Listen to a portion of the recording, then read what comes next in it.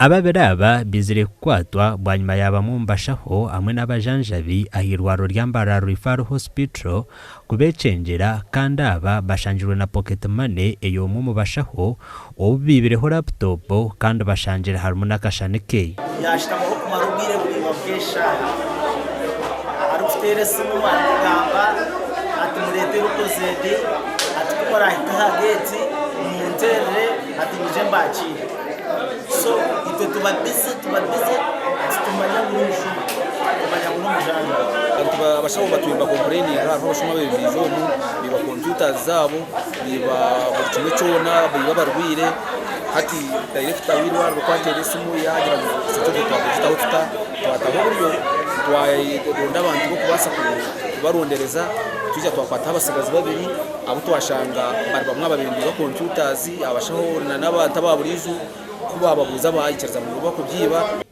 nabanyuma polisi kirahirwaro nukwe kubatwara hambuga zayo eyibatuza ibiro butarubatayo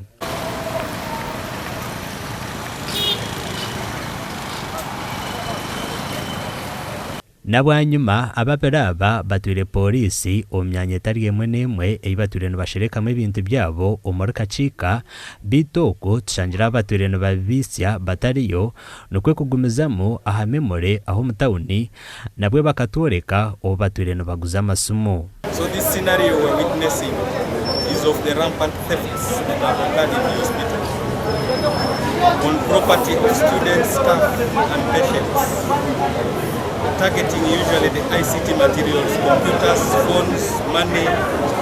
Banyakwatwa aba nibagira ngo babe basya laptops mukaga hamwe n'amasumo ga smartphones kandi aba babire no babitwara amasaka ebindi babiguza Kampala. Jamo tubujire mwecho. Eryagura muri niniya. Gamba mazima rapka. Ngweno gambeje. Richard wasya laptops zingezo kumuhereza. Nabwe nubongera bagira ngo ebintu barukwiba nababyibaha abana b'amashomero okukira munonga za universities amarwaro hamwe no mbinde bitongore by'amani.